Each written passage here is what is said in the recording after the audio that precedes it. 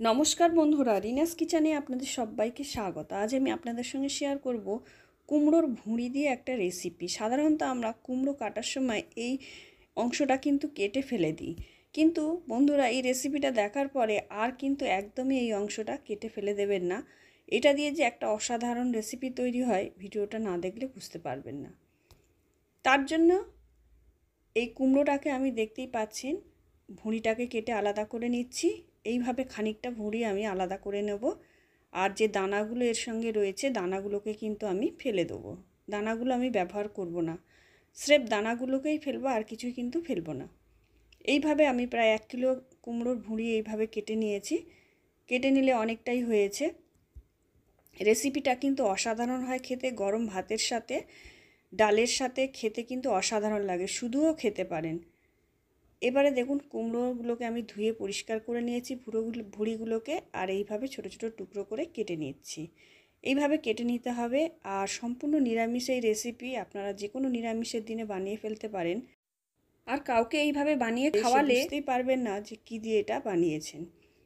অবশ্যই বন্ধুরা একবার বানিয়ে দেখবেন, খেতে কিন্তু অসাধারণ হয়। এবারে কুমড়োর এই টুকরোগুলো আমি একটা মিক্সিং জারের মধ্যে নিয়ে নিয়েছি। এটাকে পেস্ট করব, তবে খুব মিহি পেস্ট যে করব তা নয়, একটু ছিগড়া ছিগড়া থাকলে অসুবিধা হবে না। পেস্টটা আমার রেডি হয়ে গেছে।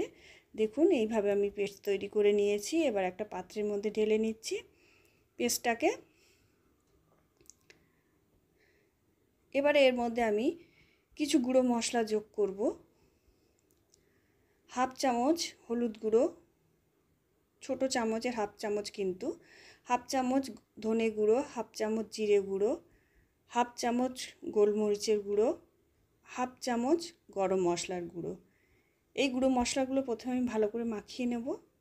এইভাবে খুব সুন্দর করে মাখিয়ে নিতে হবে, যাতে সমস্ত পেস্টের মধ্যে মশলাগুলো ভালো মতন মিশে যায়। অসাধারণ খেতে এই রেসিপি বন্ধুরা, বাচ্চা থেকে বড় সবাই কিন্তু চেয়ে চেয়ে খাবে, দারুণ হয় খেতে। এবারে দিয়ে দিলাম 1 চামচ চালের গুঁড়ো, আর 1 চামচ আর হাফ চামচ বেসনের গুঁড়ো দিয়ে স্বাদ অনুসারে লবণ দিয়ে দিলাম। 1.5 চামচ বেসন আর 1 চামচ চালের গুঁড়ো আর হাফ চামচ চিনি এর মধ্যে আমি যোগ করলাম। চিনিটা অবশ্যই দেবেন, যেহেতু নিরামিষ রেসিপি আর কুমড়ো দিয়ে তৈরি হচ্ছে, চিনিটা দিলে কিন্তু খেতে কিন্তু দারুণ লাগবে। এবার সমস্ত উপকরণগুলোকে আমি ভালো করে মিশিয়ে নেব। এইভাবে খুব সুন্দর করে ভালো করে মিশিয়ে নিতে হবে। দেখুন পেস্টটা আমি কিভাবে রেডি করে নিয়েছি। এবারে দিয়ে দিলাম হাফ চামচ কাশ্মীরি লঙ্কার গুঁড়ো। ঝালটা আপনারা আপনাদের স্বাদ অনুসারে দেবেন। এটা কিন্তু একটু মিষ্টি মিষ্টি খেতে ভালো লাগবে, খুব বেশি কিন্তু ঝাল আমি ব্যবহার করব না, যেহেতু গোলমরিচের গুঁড়ো দিয়েছি। আবারও আমি 1 চামচ চালের গুঁড়ো দিয়ে দিলাম, দিয়ে ভালো করে মাখিয়ে নিচ্ছি। ব্যাটারটা একটু পাতলা লাগছে।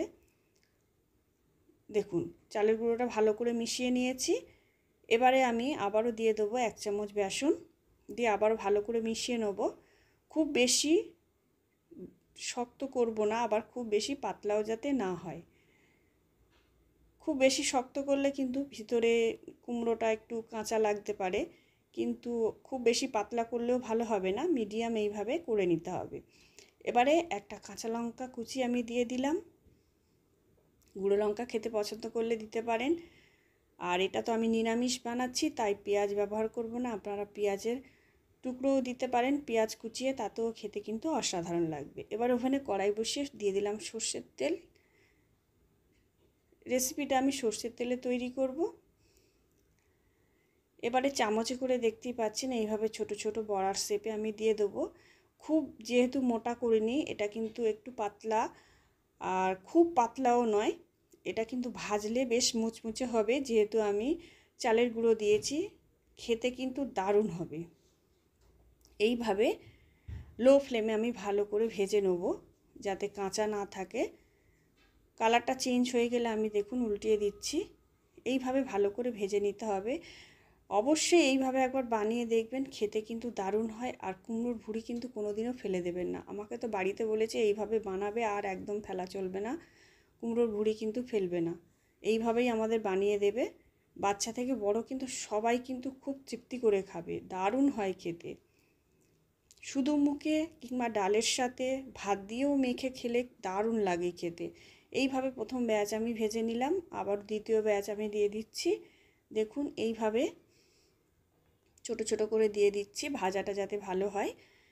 আর খুব বেশি মোটা করবেন না, এই রকমই গুলে নেবেন, ব্যাটারটা রেডি করে নেবেন। তাতে কিন্তু ভাজাটাও সুন্দর হবে, একটুও কাঁচা ভাব থাকবে না, খেতে কিন্তু দারুণ লাগবে। সমস্ত বড়াগুলো আমার ভাজা হয়ে গেছে। আর রেসিপিটা যদি ভালো লাগে বন্ধুরা, অবশ্যই একটা লাইক করবেন আর চ্যানেলটা সাবস্ক্রাইব করে পাশে থাকবেন, আর এইভাবে বানিয়ে খাবেন।